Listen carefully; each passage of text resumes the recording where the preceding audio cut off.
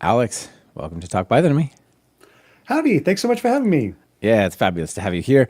I'm really excited to talk about databases. Databases are so important for making your app work well, making them fast. It surprises me how many people have slow databases. It doesn't make sense. We're pretty big fans of databases around here, for sure. Yeah, and fast ones as well, right? As best we can. That's right. Well, DuckDB is certainly on the rise in terms of me hearing, just hearing people talk about like, oh, have you heard DuckDB? Have you seen DuckDB? Have you worked with it? And I think it continues an interesting tradition of lots of low stress near your application type of databases. So it's going to be fun to dive into that for sure. Before we do, tell us about yourself. Sure. Well, thanks so much for having me. Huge fan of the show. Really excited to be here. So I appreciate that. I work at MotherDuck. I'm a forward deployed software engineer, which is, kind of a made up title. A couple of companies use it, but it's really a customer facing software engineer. So working closely with folks to see, how MotherDuck fits in with all the rest of their stack. So MotherDuck is a cloud data warehouse with DuckDB at its core. So absolutely a huge part of what we do. I also work part-time for DuckDB Labs, which is our partner organization. And I do blogging and some developer advocacy types of things for them. And so it's a separate company based in Amsterdam, the Netherlands, and they are database experts and researchers, and they're kind of the stewards of the open source project. Yeah, awesome. What is a forward deployed engineer do? Like, do you get called into big companies who want to adopt the technology and they say, hey, could you help us do this quicker? Or are they running into trouble and they're like, you said it was fast, it's not fast, help. Like, well, don't copy this every query so you'll be better. There's quite a lot of variety. And I think there's definitely some aspects of, hey, can you help me with this? There's also aspects of, as folks are getting started, they're kind of picking out the rest of the tools around the database. So what BI tool should I use? What orchestrator should I use? And then, we do get into some SQL optimization, stuff like that. So that's kind of the customer facing side. That's the majority of the role. There's also troubleshooting that goes along with it, as well as kind of feeding things back into the company, being the voice of the customer, saying, hey, we've had 3 people hit this. Is there a way we can build exactly something different? Yeah. Yeah. Like everyone thinks they should do it this way. We need to change our docs, or they want this particular feature and we don't have it. Yeah. Yep. It's a good cycle that we've got going. It sounds really fun. It's a lot of fun. The variety is my favorite part, and a lot of fun investigation, troubleshooting. You got to reframe it as a scavenger hunt. It's it's fun. Yeah, every day is like a box of chocolates, huh? Oh yeah, a little different all the time. You don't know what you're gonna get. Oh, yeah. I used to do in-person professional training. I'd travel to Chicago or New York or Beijing, and I would show up Monday morning, but all right, folks, what do we, what's the situation? Obviously, I'd know what we were going to talk about, but it was different every time. Every week was different. Sounds like it might be not so different from what you're doing. Are a lot of these in-person things, or are they mostly Zoom style? It's Zoom style. We work with a variety of folks, not like a couple of really giant customers. So with that variety means that I couldn't fly fast enough. Yeah, for sure. Or, issues I've had as well. It's like 3 people on the team are in this city, 3 people are in that other city, and 1 is here. It's like, even if you flew somewhere, you'd still be on Zoom. So you might as well just be on Zoom. Definitely. Absolutely. The world we live in. And well, I mean, that's a blessing, honestly, to not have to fly to all these places, as well as just be able to pop in and out, right? I mean, this work from home story, it's amazing. It's only getting better all the time. So let's talk DuckDB and databases. I think maybe setting a bit of a mental model. A lot of folks are familiar with SQLite, right? Yep, absolutely. And so SQLite is a library, not a server, that you can use that then plugs into your application, works on a local file rather than a certain thing you run in another VM or however there's not a managed SQLite. Not that I know. I know maybe there's a managed SQLite. I don't know of one. There are. Are there? Incredible. There's a bunch of cool stuff that you can do if you have a database that's just part of your application instead of somewhere else. Another one this that I just ran across is Mocha Dash Pi, or there's no dot, there's Dash Pi, which is a Python wrapper around I think it's Rust Mocha caching thing, but instead of being Redis or something like that, it's like an in-memory thing that you can run for sort of the same purpose. So DuckDB sort of falls into that realm, right? Yes, I think it's an in-process database, just like you said. So it's definitely a library. It's import DuckDB. So it's not in the Python standard library, but it is on PyPI. Just pip install DuckDB. It's precompiled, zero dependencies. So it is super easy. Basically, anywhere you can get to pip, you can get DuckDB running. So that could be your laptop. That could be a big beefy server. It could be a Lambda function. It could be inside of your orchestrator. In a GitHub action. Kind of slots in everywhere. That's part of the magic. Presumably, when you pip install DuckDB, it's just downloading a wheel for your architecture, for your platform. Absolutely. Yep. Precompiled all the combinations. Yeah, that's really good. Yeah, if you just sit on the duckdb.org homepage, you can learn about it as it animates different messages to you. It says DuckDB is a fast analytical database system, open source database system, in-memory database system. We'll see what else. Yeah, portable. So yeah, it works on most of the places, the main operating systems, right? Yes. Yep. It's all over. Can I Raspberry Pi it? I'd imagine the answer is yes. Can I Circuit Python it? Probably not, right? Check that. You can do iPhone and Android. There's a Swift client, so you can build iPhone apps, and Android really works as well. So yeah, you could do that. Works in your browser with WebAssembly. It'll work with Pyodide in the browser as well. So it really goes all over. Oh, that's really cool. Yeah, one of the things that I said people are doing interesting stuff with, I had in mind with SQLite, is I saw some folks suggesting using SQLite in the browser instead of local storage and like the local like all the JavaScripty things. And could I do that with DuckDB? You could definitely do that with DuckDB. I think the use case is slightly different, but that's sort of the benefit is you can use both. So definitely could talk a bit more about the differences, but I'd say in general, a good mental model for DuckDB is kind of a from scratch separate project from SQLite, but taking a lot of the lessons and learnings about what makes people love SQLite and bringing that into the analytical realm. And that's really instead of inserting and updating tons of tiny transactions all the time really fast, it's big bulk operations, aggregate a billion rows, join a billion rows to a billion rows, that type of thing. Yeah. Doing that in memory in JavaScript is not that great. No. Doing that in memory in Python is not that great. But it sounds a little bit more like vector programming in the sense of kind of like you would do with pandas or polars, right? You shouldn't loop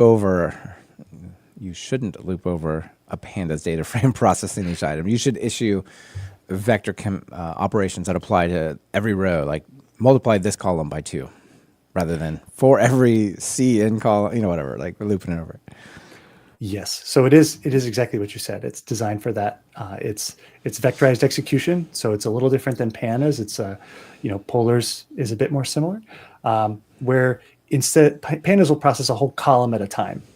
And that works a lot better than one row at a time until your columns get too big and then it crashes. Yeah. So what DuckDB does is it does it in chunks of about 2,000 rows at a time.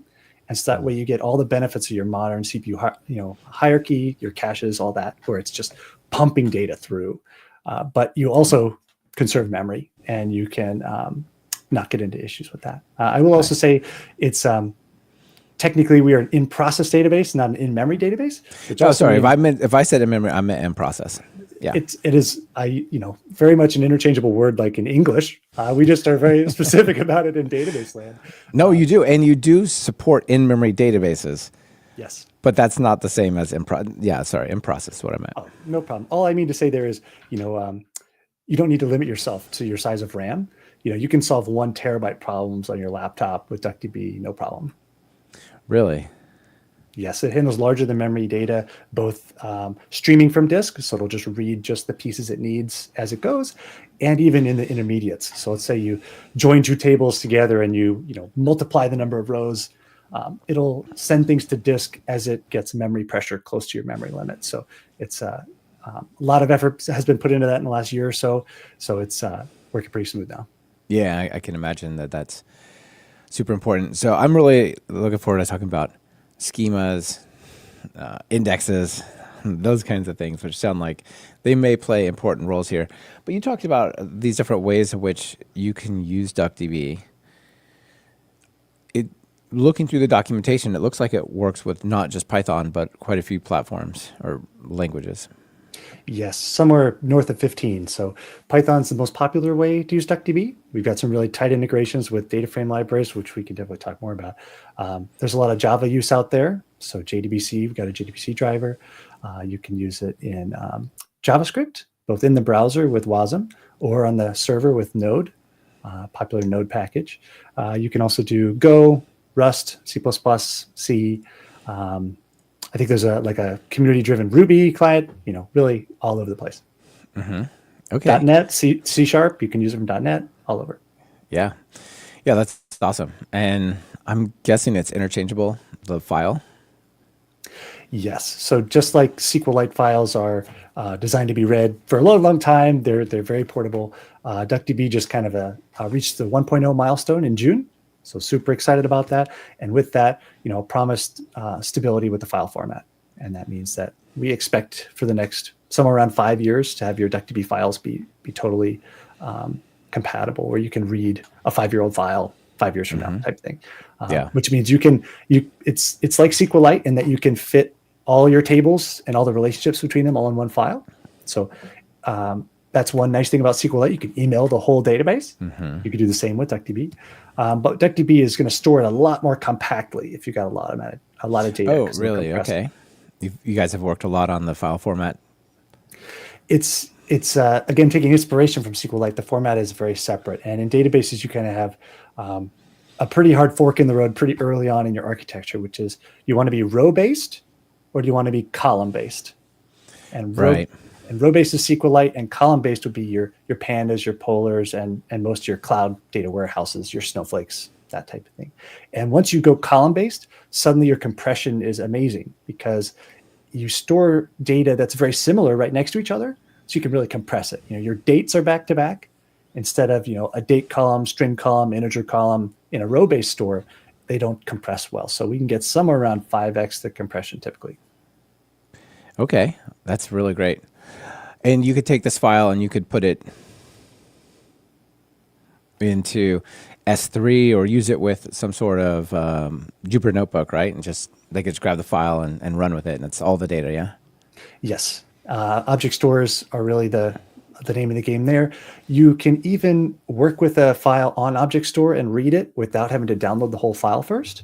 So DuckDB supports something like SQLite in that it's got this attach syntax. So you can say, hey, I want you to attach this file, and then just read the pieces of it that I actually query, which is pretty slick.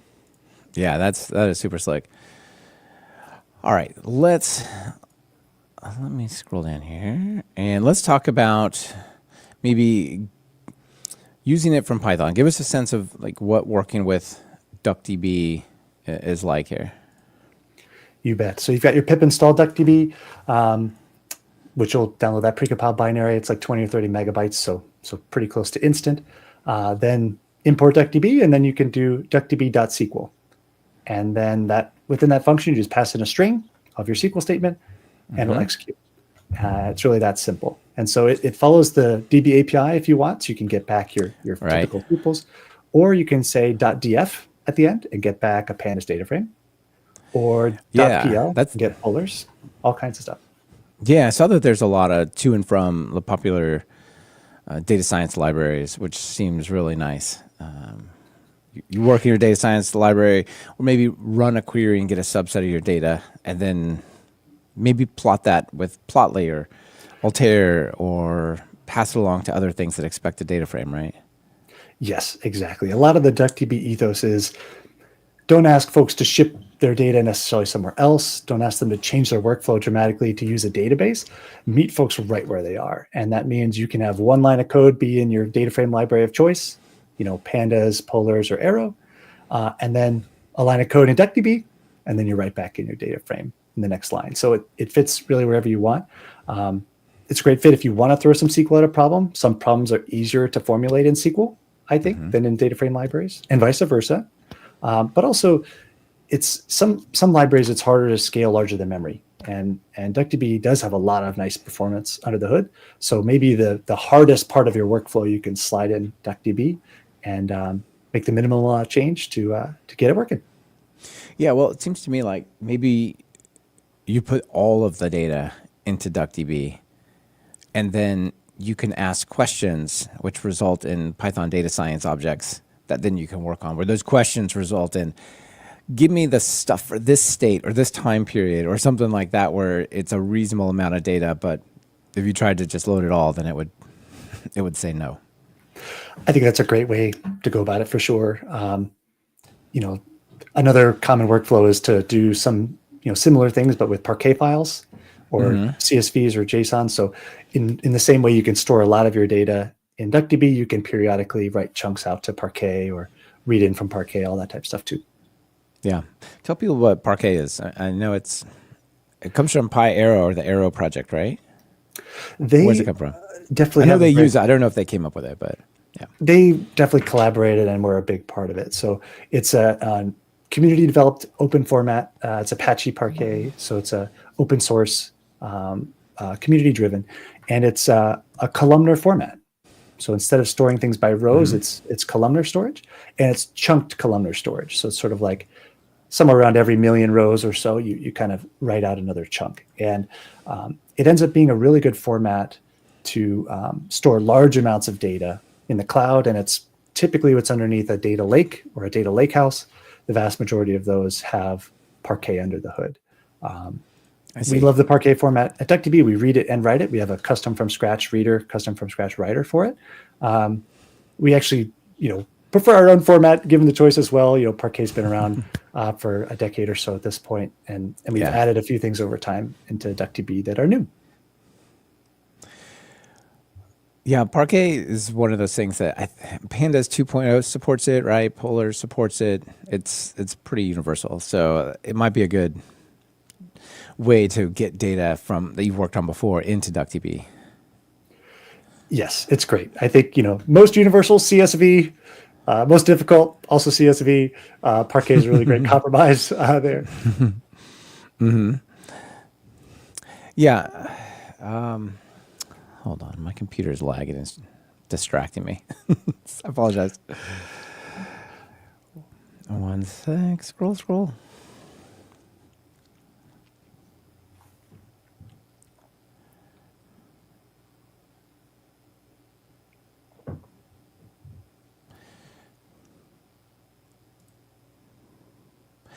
So DuckDB works well, it sounds like, for the data science story. Like, it's built for the data science story.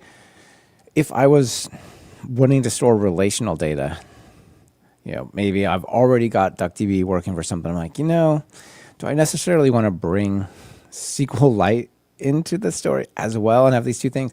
Is it possible to, say, do relational type things with DuckDB? Yes, that's a great question. So I think DuckDB is trying to bring the best of both. It is a full relational database, and as well as supporting some of the data science workflows that you typically in the past would have been doing in a data frame. So DuckDB is an analytical system, not transactional. So it's not going to be the fastest at doing individual row operations, but it supports them all. And it supports them with full ACID transactions that you'd expect from a database, where you won't get database corruption even if your computer cuts out. It's got that kind of robustness that you expect from a database. So part of the story, though, is that with an analytical database, it's typically not your only database unless you're doing data science work. If you're building an application, you're going to want a transactional database for, saving your, when a customer places an order, all that type of transactional stuff is still critical. So typically DuckDB is going to be layered in addition. And the interoperability story there with DuckDB is pretty fantastic. You can actually read SQLite files directly with DuckDB. And it's going to be, if you're doing any sort of advanced processing on them, it's going to be a lot quicker in DuckDB. You can even read Postgres databases. You can read MySQL databases. There's a community extension to read BigQuery. So it's really a universal Swiss Army knife in a lot of ways to read from those operational data stores, but to do those analytical tasks. Look at all my orders. What was the most popular 5 products? That's going to be a tough query for a transactional system, but bread and butter for DuckDB. So when you say read from, let's say Postgres, does that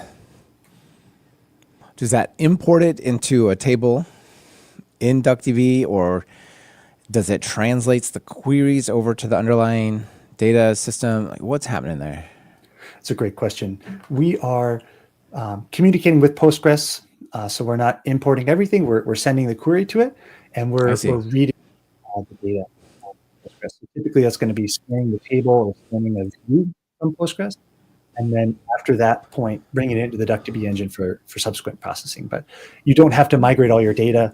It's kind of a data virtualization is one of the buzzwords. It's been around a little bit, but it's getting to get some of the benefits of analytical performance without having to move your data first.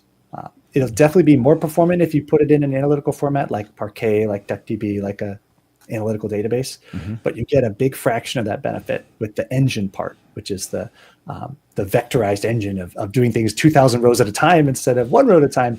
That's a lot of benefit. Yeah, that's a huge benefit.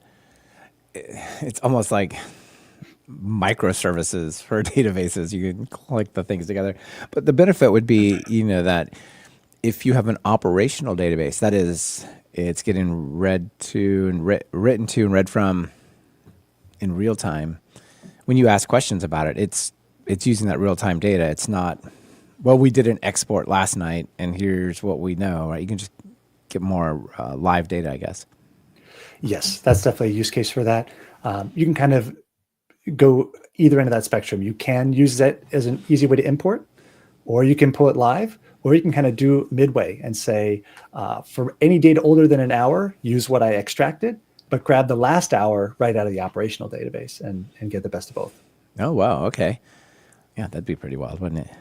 So you say that you all have the simplest or friendliest SQL syntax. What's the story with that? Sure. I think a lot of that is around part of the origin story of DuckDB is reaching out to the data science community and hearing feedback that we've invented this entire other thing called data frames because we didn't love databases. Yeah, exactly. And, they didn't answer the questions we wanted or whatever. Yeah. Right. There was a lot of friction. And, if you've folks have installed Postgres and set it up, there's a lot more to it than, import pandas as PD. It's just a different level of hassle that you have to do. The SQL syntax is no different. SQL is an old language, much older than Python. And it's got a lot of very interesting behavior that, by modern standards is very different. So with DuckDB, we've really pushed the envelope in a lot of ways. Nice. Well, many of the things that relational databases were built for, and when they were designed, this was the 70s, and they had different, memory was expensive, disk was expensive. So they made these trade-offs in that world, right? Yes. And it's absolutely. There's definitely some aspects of SQL where it's been around a long time, so it'll be around forever. But what DuckDB is trying to do is have it not be frozen in time forever and really push the whole language forward. So there's a couple of cool ways. The syntax itself is designed to be both easier to use and also push it into areas that are new and different for databases. So easier to use, for example, in SQL, if you want to aggregate, you kind of typically need 2 ingredients. You need an aggregation function like a sum or a max or an average. And then you want a group by clause to say, what's the level of detail I want to group at? Do I want to group by customer or customer and order? What level of detail am I looking at? DuckDB can actually infer that level of detail with group by all and just say, whichever columns you're looking at, if you're looking at the customer ID and you're getting an average, okay, I'll just aggregate it up at customer ID level for you. And so it cuts out a whole clause of SQL. You basically never have to worry about the group by clause ever again. Just put the keyword all, you're good to go. I love it because the group by clause is hard. It's anytime you have to edit something in 2 places, just you're already in trouble, right? I mean, just, the don't repeat yourself is very valuable. Yeah. Yeah, the joins and the group buys and the whole aggregation pipeline stuff, which is incredibly powerful, especially in analytical databases like DuckDB, but also hard. Yes, absolutely. And I think obviously anything we can do to reduce the friction there is helpful. So we are talking about the friendly SQL dialect. I'll throw a teaser in there to say there are ways to use DuckDB without SQL as well in very Pythonic ways. So you really can have it both ways if you want. Okay. What about ORMs? Is there a concept of a ORM for DuckDB? I'd have to check exactly which ones support it, but I know at MotherDuck we're working on, a TypeScript ORM that'll support DuckDB SQLize. I'd have to check which other ones are out there that support it, but nothing in principle really stops it. We support the fundamental things you need, like transactions, like all the other pieces you need. Yeah, it basically, if it runs on pure SQL, then you should. ORMs are mostly about I'm querying against classes, and then I'm going to turn that into SQL for you, and then the things that come back, I'm going to turn them into objects, right? Like I feel like both sides of that would be fine. Yes, and it is, it's a relational database, so it's not. There are many. It'll look a lot very similar to the ORMs themselves, so it should be very compatible. Yeah, it seems possible. Seems totally possible. All right. So maybe let's talk through a little bit of the ways of working with DuckDB through maybe like connecting, running some queries, updating. But let me first ask you, what does a schema look like? If, for example, if I'm going to work with Postgres or SQLite, I need to run create scripts to create the tables and the indices and that kind of stuff before I can even talk to it, generally speaking. Is that needed for DuckDB? It doesn't look like it from the examples that I've seen, but how does that work? I think in those other databases, there are some ways where you don't necessarily have to do that, and DuckDB follows that same approach where it can automatically create tables for you based on the query that you pipe into it. So you create a table as the result of another SQL statement, and it will just automatically create that table with the data types that you pass through. So one keynote, if folks are really know a lot about SQLite, one of the defining characteristics of it is that it is very much non-typed as much as possible. DuckDB is very much more traditional in that it does have typing. It does take full advantage of having nice numeric data types, date times that are true date times, not strings. It'll do its best to auto convert for you, but it really does make it very easy. You could just create a table as for example, create table as select star from this Parquet file. It can really be that easy. It'll just auto create the table based on the Parquet file. Okay. Yeah, that's really neat. And a lot of those have their columns have data types and stuff, right? Yes. And we have also invested quite a lot in our CSV reader as well. So the CSV reader, we consider to be up there with the best on the planet. It auto infers the data types by sniffing the CSV to really deduce it. And it handles some seriously wacky CSV files. Okay. CSV files, I mean, whatever you're imagining, it's worse. It's worse than that. But DuckDB is okay and ready to handle it and bringing you, making it easy, because it really aligns with the DuckDB ethos, which is a database shouldn't be extra work. It should be saving you work. Yeah. And most of the time, step one of a database is import your data. And a lot of databases, that's not that easy. It's not. Your data. And especially if it's not exactly the format of that database, right? It's like, well, okay, I have a .SQL file. It's a bunch of update statements. Sure, that's easy to import, but here's my CSV, and actually you need to transform it or whatever, yeah. Yes, there's a long tail of complexity there, but DuckDB is really trying to handle that and just make that first experience using a database just straight out of the box really easy. Yeah. So you have some interesting data ingestion. This is a good thing, not a bad thing. Data ingestion options. You have it feels a little bit pandas-like. You have a read CSV, read Parquet, read JSON, and then it's just, as you sort of hinted there, it's like part of the database now and you can ask it questions. Yes. So you can absolutely do that just with the read CSV, and it'll import there. You can also even just read it without importing.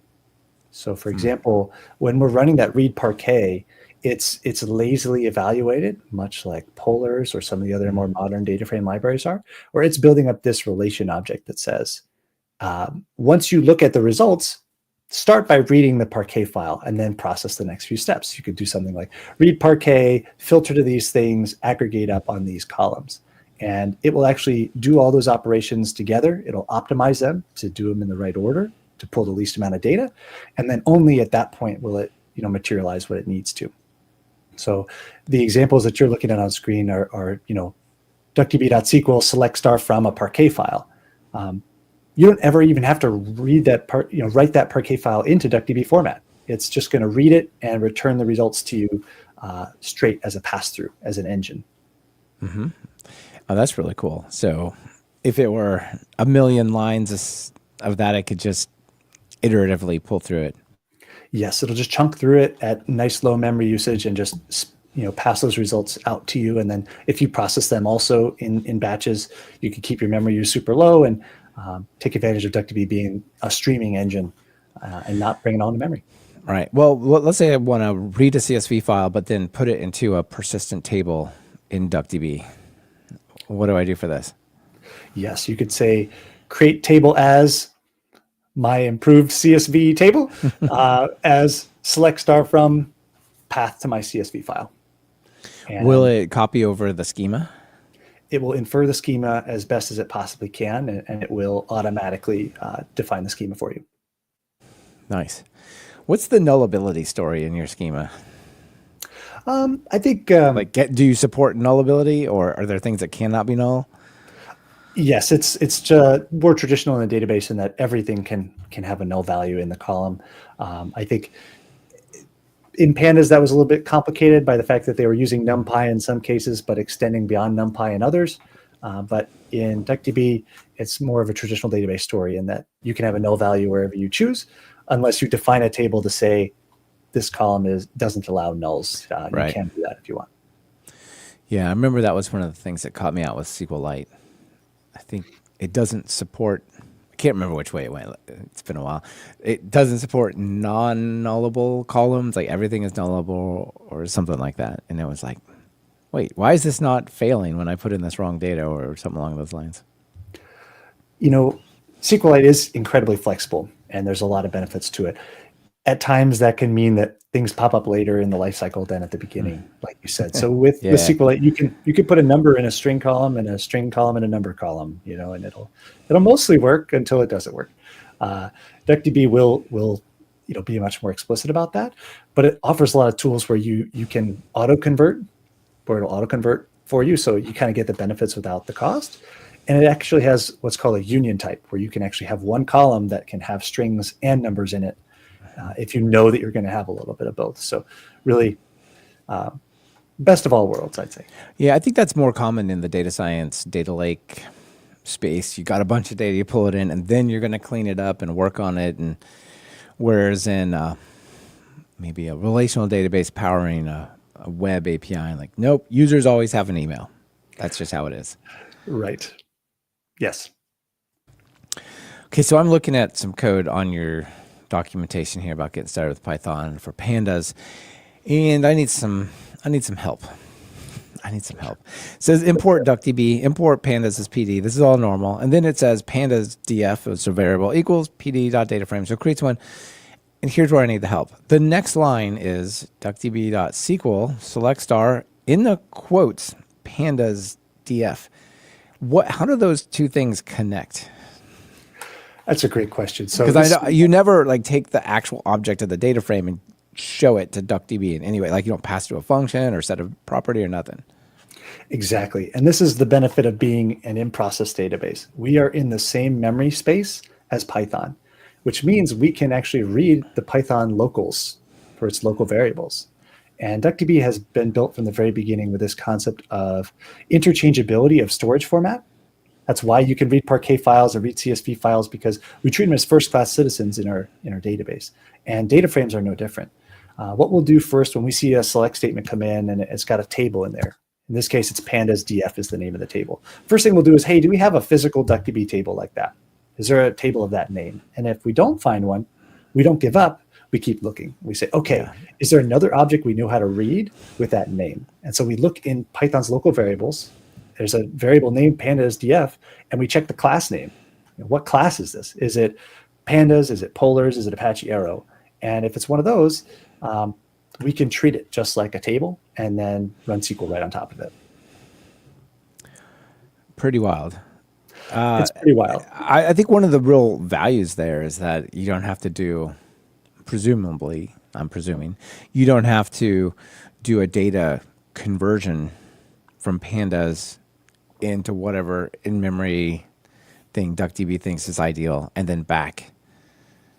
It's a great question. So you definitely don't have to do it all at once. So pandas, sometimes it is Python objects under the hood, whereas DuckDB is written in C++. So it will change some things, but it'll do it in chunks like we're talking about. So it won't be all up front.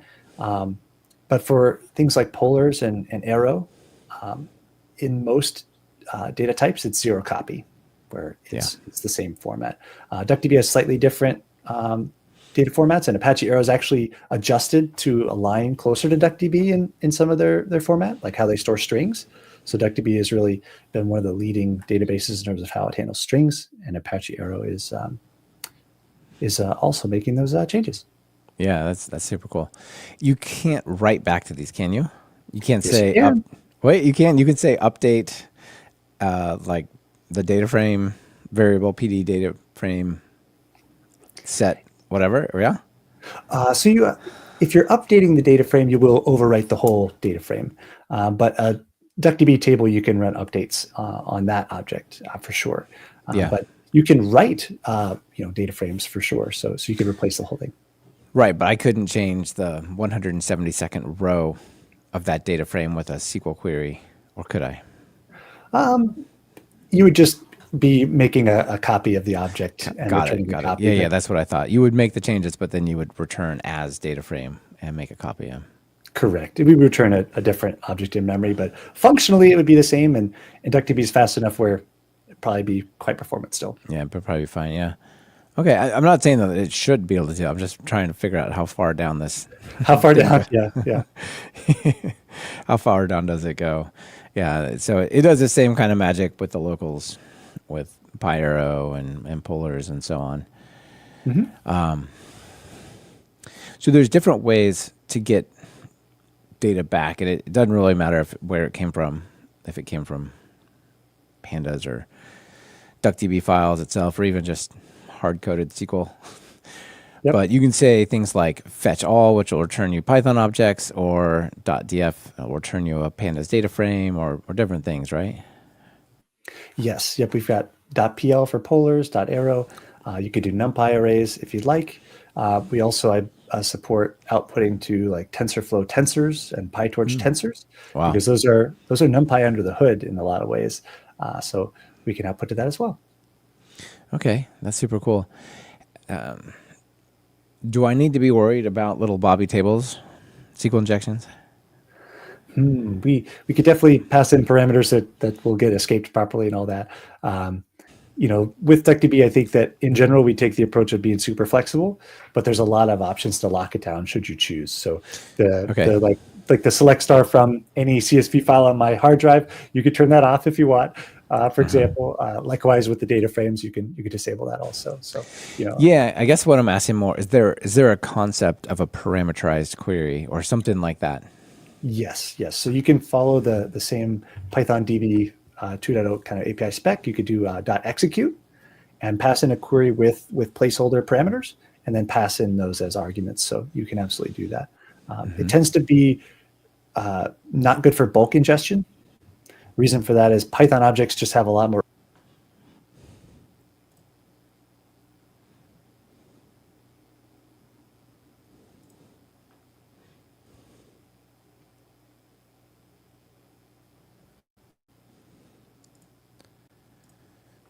Uh-oh.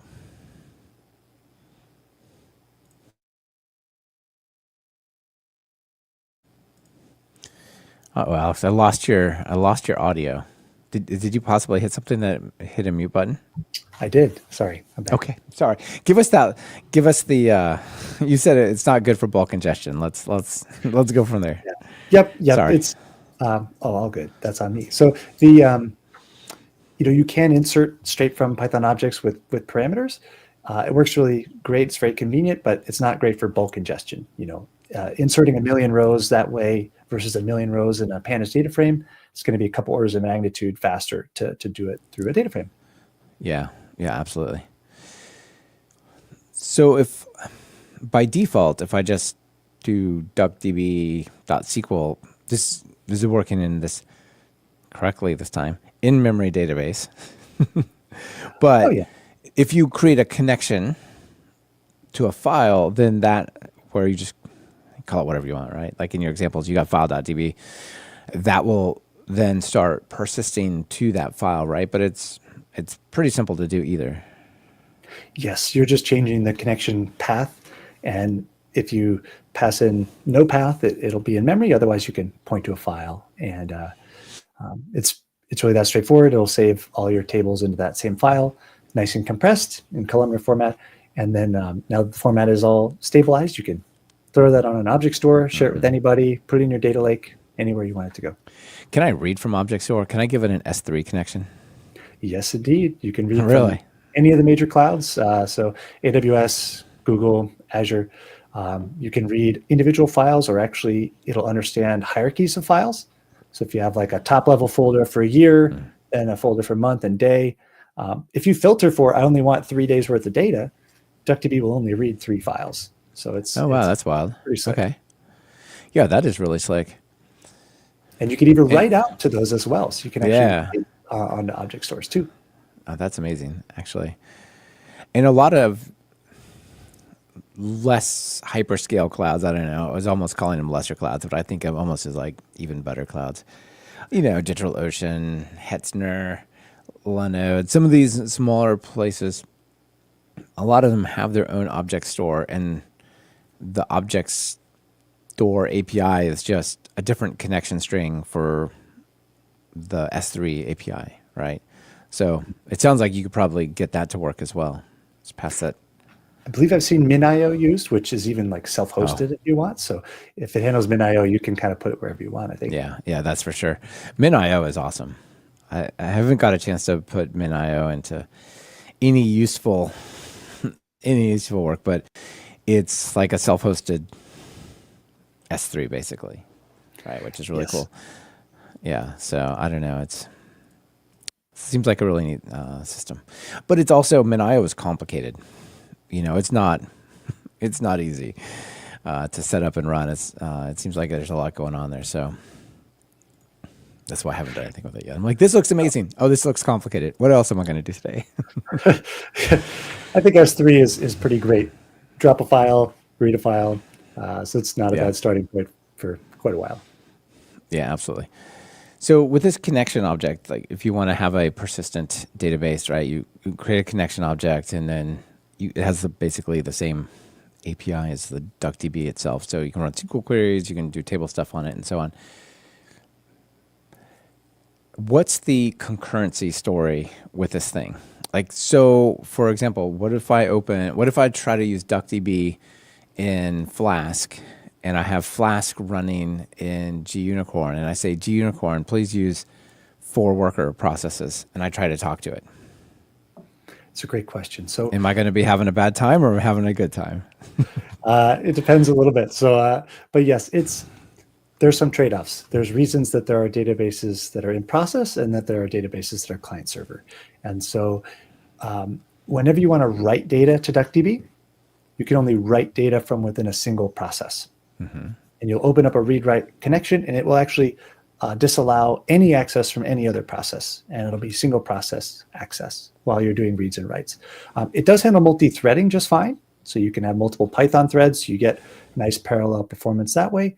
No problem. But it's all within the same memory space because you're using threads. So we're pretty excited about free threading coming soon in Python. Yes. For sure. Yeah. Well, that's going to knock out the need for like the web garden, not the web farm, the web garden, where you've got a bunch of these copies of the web server running in parallel because they're all trying to have separate guilds so they can be more concurrent.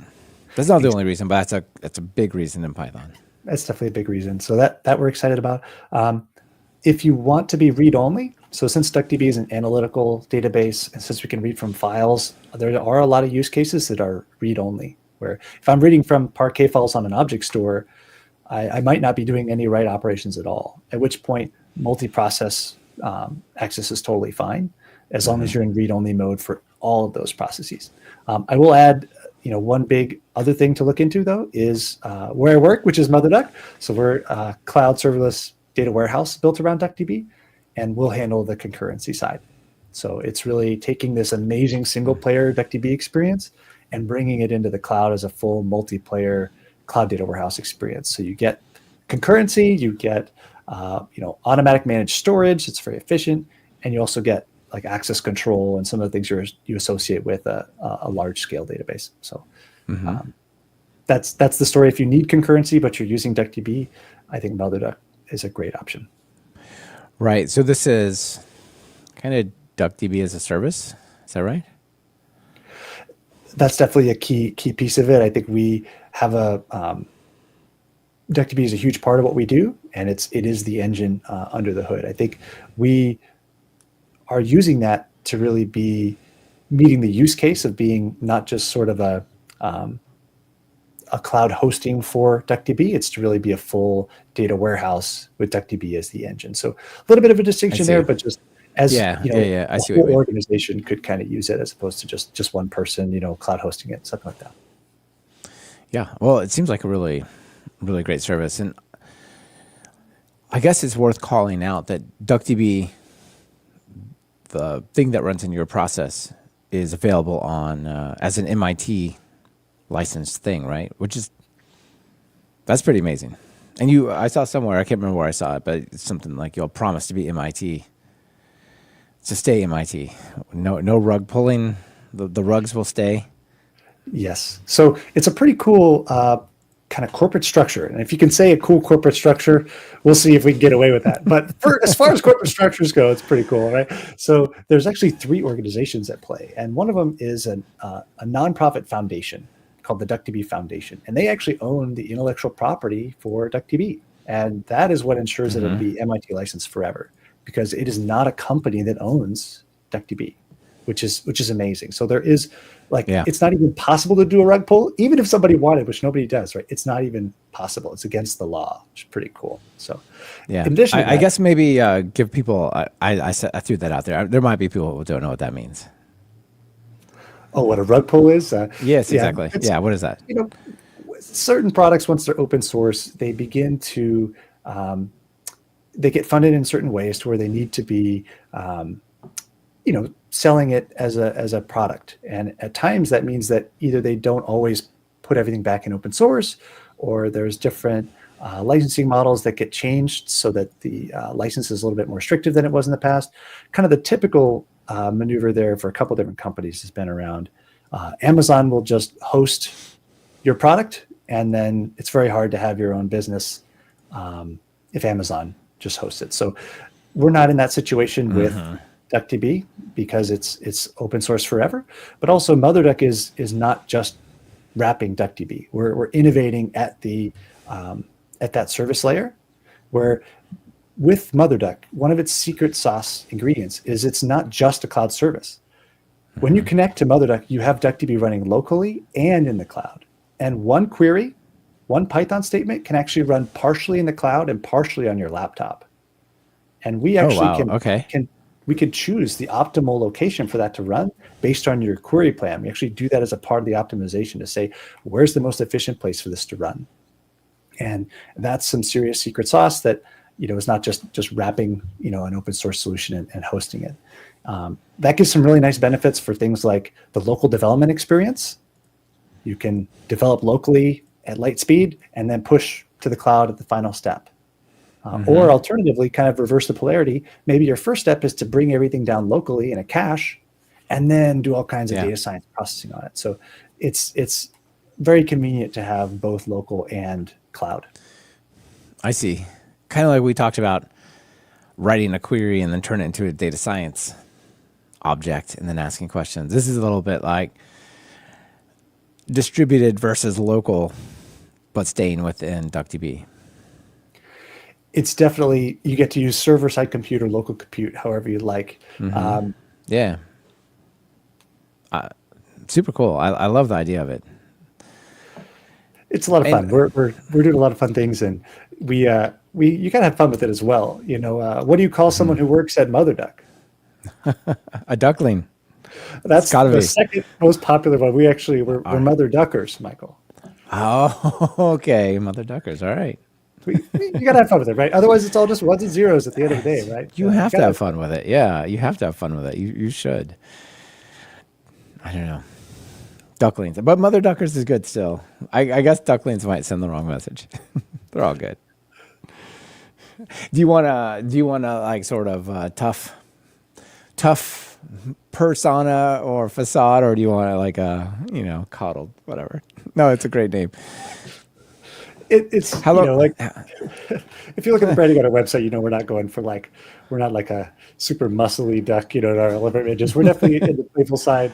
And part of it is because we really think that back in the big data era, we believe the big data era is over here at MotherDuck. And the reason for that is you no longer need 50 servers to answer your questions. It turns out laptops are pretty daggone fast now. Yeah. And yeah, you they can do really a lot.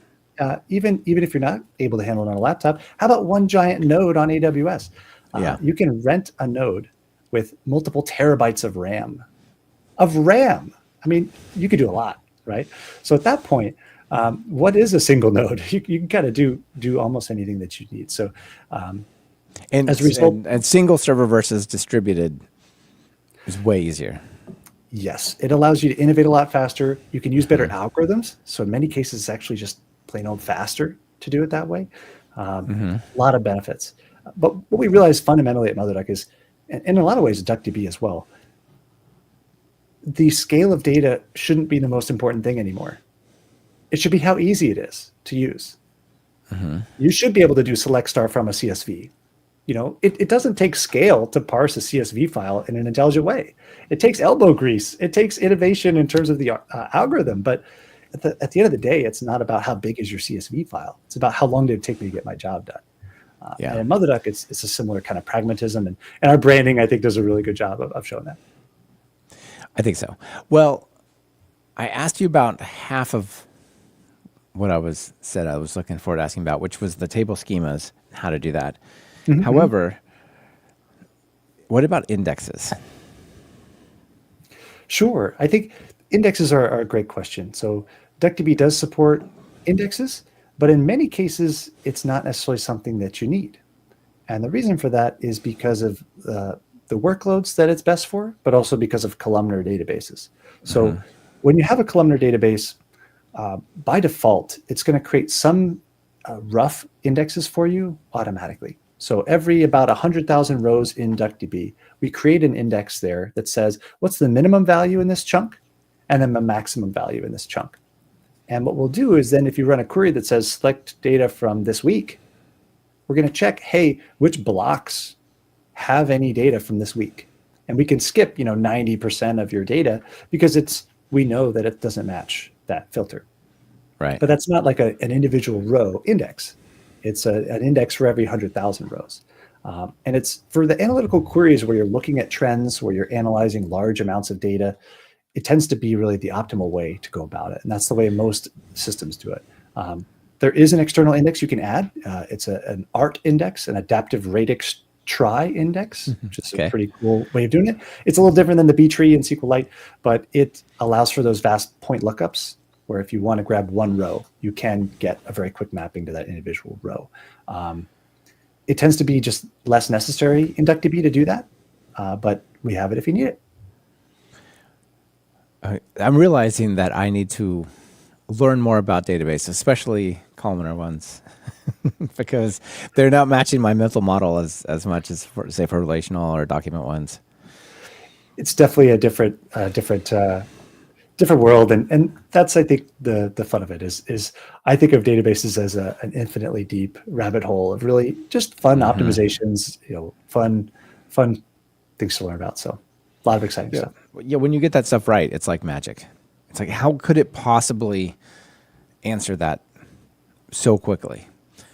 At the same time, when it's wrong, it's really frustrating. You know, you go to a website and it'll say, oh, you know, click this thing here. And then you try to, and it just sits there and spins like, I know this is happening without an index. And I know this could be so easily fixed, and it's just not. Why is it so bad? But, you know, you can make your stuff fast. You can't make other people's stuff fast. So I guess it's an advantage. Makes you look good. Yes. So I think the workloads are just so different, but the mental model, it does open doors in a lot of ways. So for example, if you want to get the average of like 1 billion rows in DuckDB, it's a couple seconds. Wow. It's that fast. You know, so just the things that you can do with that kind of tool, an analytical oriented tool, really unlocks things you can do in an application sense. So data apps, we think, are a really interesting market for both DuckDB and MotherDuck, where, you know, it's not just show me a little bit of data. Maybe it's an event tracker, like a fitness tracker. You know, I want to see the history of my bike rides for the last month, and I want to see the trends, my moving averages, you know, highlight the outliers for me. You know, there's a lot of heavy analytical work to be done in data apps that an analytical database is really good for. Yeah. Give us some, I don't know how much you can share. I know you interact with these customers quite a bit, so you know, but I don't know how much you can share. Give us some sense of what people are doing. Sure. On the MotherDuck side or the DuckDB side? Well, you know, give us a little example from each, maybe that you think's representative. You bet. I think on the DuckDB side, I think some of the very interesting things are when you use DuckDB as a data processing engine, where each individual processing task is you know, one node, but you're doing a ton of them in parallel. So some companies will actually take DuckDB and use it to transform one Parquet file into an aggregated Parquet file.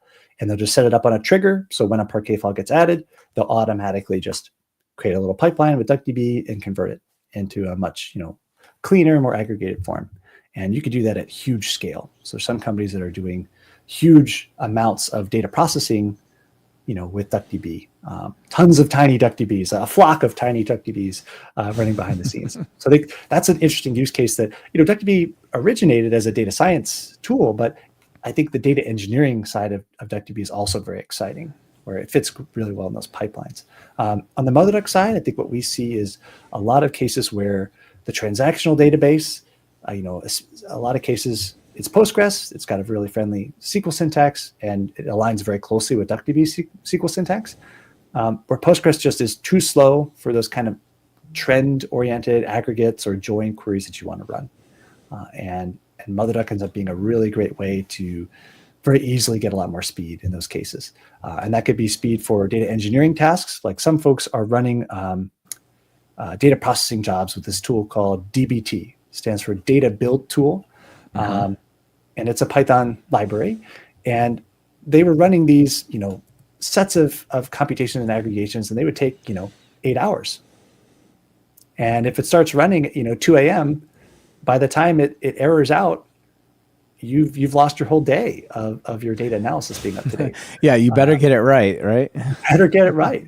Unfortunately, DBT does also stand for, you know, behavioral therapy of a certain kind. So it's you got to search for DBT data. It's a tough acronym. Yeah, but it's a little short.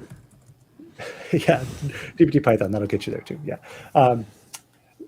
With MotherDuck and with DuckDB, you can take that, and instead of being 8 hours, you can run it in, you know, 15 or 30 minutes.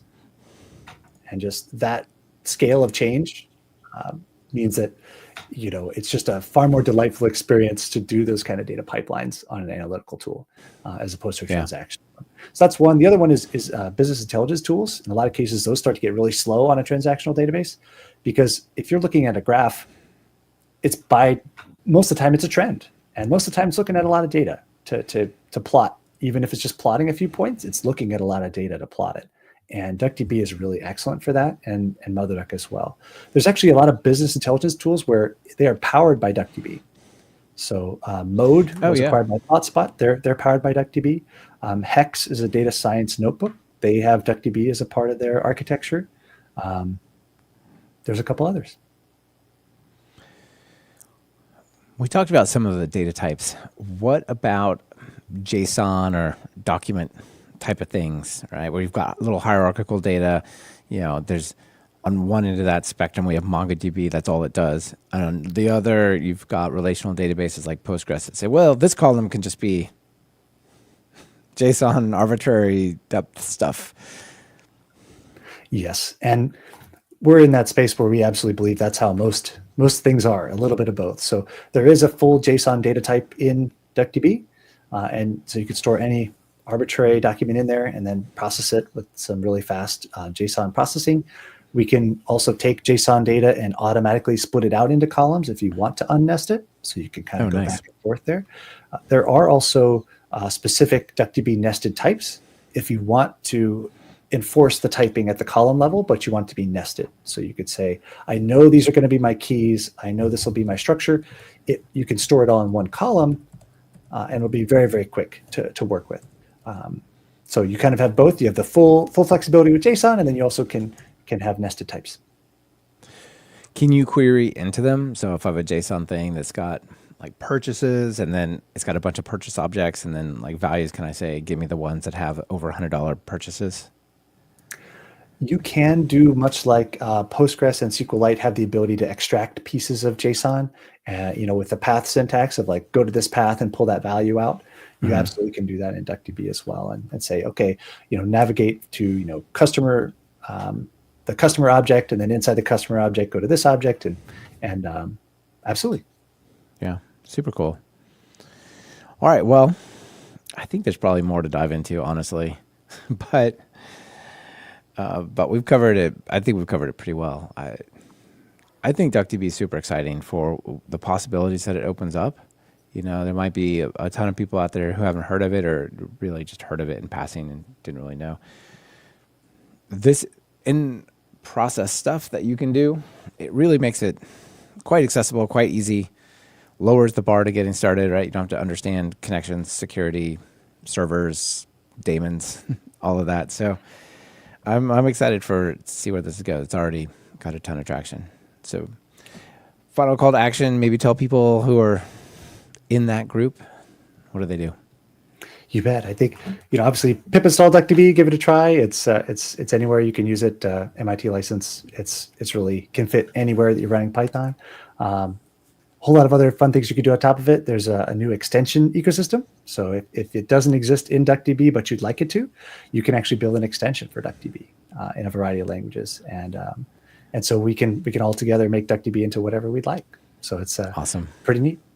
Yeah. Well, good work. And I love to see the open source side, and then maybe a strong company that's built around it in a way that doesn't really undermine the open source value. So MotherDuck, yep. DuckDB, it looks like a really good relationship there. So that's nice. Yeah, we even have two companies. We got DuckDB Labs and MotherDuck. So yeah, that's right. Got the foundational side as well. Yeah, awesome. Well, Alex, thanks for being on the show, and yeah, thanks for sharing all this stuff with us. It's great. Thanks for having me. Cheers, folks. Happy analyzing. Yep. Bye.